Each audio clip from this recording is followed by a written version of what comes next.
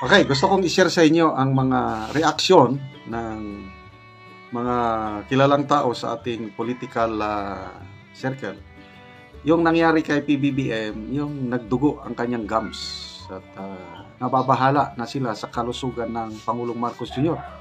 So, si Attorney Rowena Guanzon and Professor Malo Tiquia, may mga kanya-kanya silang pahayag. Unahin natin si Attorney Rowena Guanzon. Naawa na nga siya kay PBBM. Naawa na may konting batikos. Okay, sa post ni Jigger Eve TV, ito, mayroon siyang ipinost na statement ni Attorney Rowena Guanzon. Yan, basahin ko . The doctor of BBM should tell him to rest from all this greediness. Yan, masakit yun. Ano bang Tagalog ng greediness? Kasakiman. Magpahinga na siya sa lahat ng kasakiman.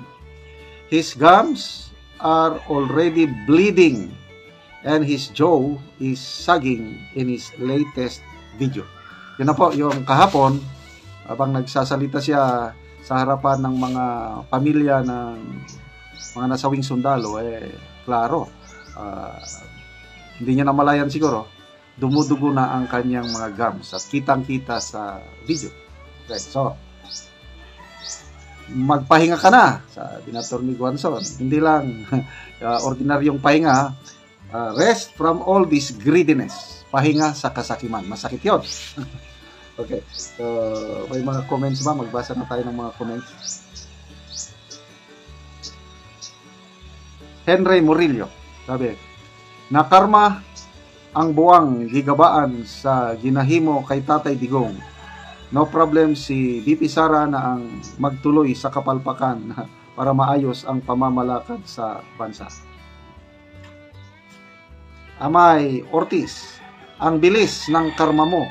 Sana mayroon pang darating na mas malala pa niyan. Wag naman.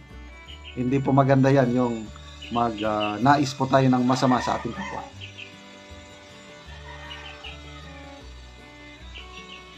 Roberto Guibarra, oh my God, resign na.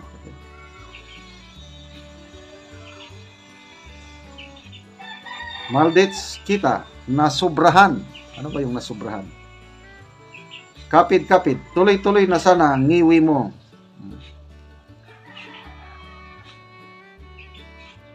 Ito, maganda. Evelyn Cuatis, Lord bless and keep safe, BBM.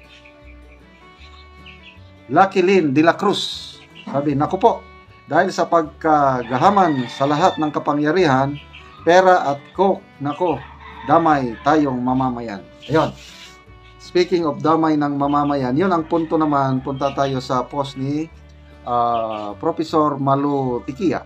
Ayan. Okay, ito ang post ni Professor Malo Tiquia, basahin ko. What's with the leader? Queues every 9 April for 2 years now.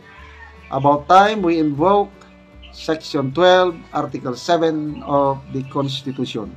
Okay. 2 taon na daw na may nangyari na hindi maganda kay BBM. 2 April 9. Kung ano ito, isiniwalat, idinitalye ni Maharlika. Basahin ko yung post ni Maharlika. April 9 last year, may nangyari. April 9 ngayon, may nangyari din. Tungkol sa paggamit ng ano. Okay, ano yung Section 12, Article 7 ng ating Constitution? Ito, nilagay ni Professor Malo Tiquia. Sabi dito, Section 12. In case of serious illness of the President, the public shall be informed of the state of his health. The members of the Cabinet, in charge of national security and foreign relations and Chief of Staff of the Armed Forces of the Philippines shall not be denied access to the President during such illness.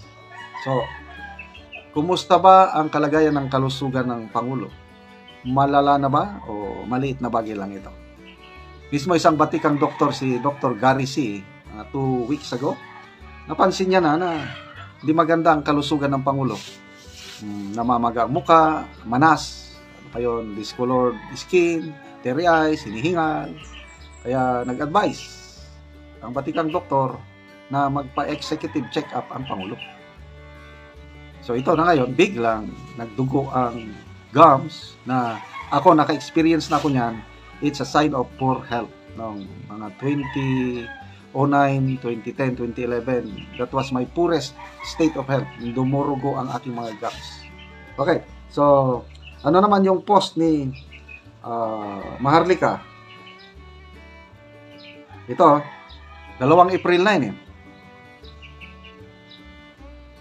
Maharlika Network, sabi dito, noong April 9, 2024, araw ng kagitingan, pulburon ang nakita sa ilong at nguso ni Ngagba.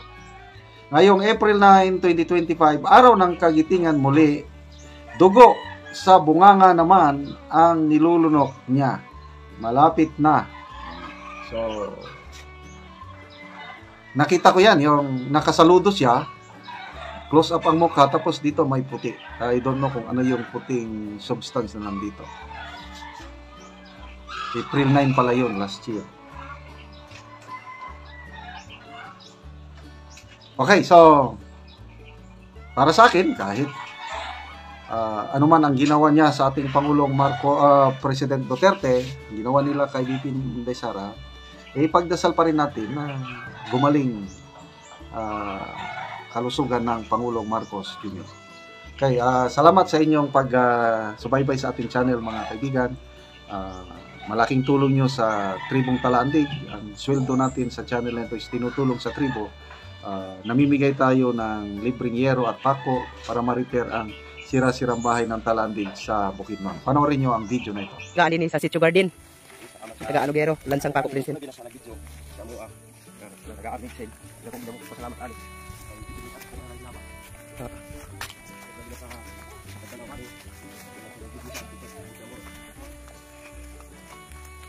Una ni ilang agianan nga tulay-tulay.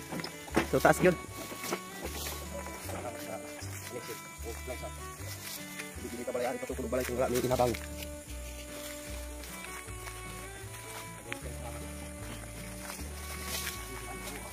Oo. Bahalag layo inyong balay. Antos may bahalag layo. Una ni ilang balay.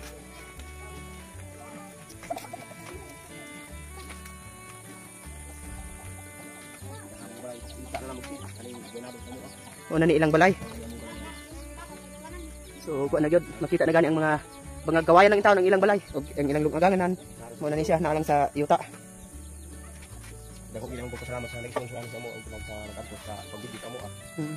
Karon niya unsay imong maistorya nga abot ng imong ngero ug makulyanan imong atok nga kawayan makatok na kaugsin. Dako ilang pagpasalamat sa Ginoo nga may isda lagi akong atok ug sa nag-sponsor ani na inaut mi nga madugang nga padayon pang hinabang. Ug isda lagi akong atok ug salamat sa nagtanaw sa video ug sa nag-sponsor ani ug nag-video. Nag-antos diri sa amo nagsulod nga ani sa among sitio garden nga bikid kang dalat ug tulay. Oo, bisag layo mag-antos. Layo na sila. Dako mo ko pasalamat. Sige, salamat sad kayo.